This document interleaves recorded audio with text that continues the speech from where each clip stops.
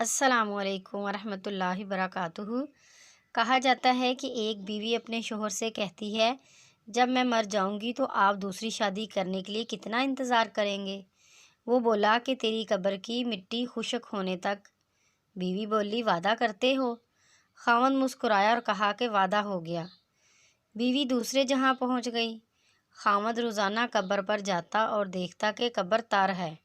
1 سال کا طویل دورانیہ گزر گیا، مگر محترمہ کی آرام گاہ جوں کی توں ہے، خشک ہونے کا نام تک بھول گئی۔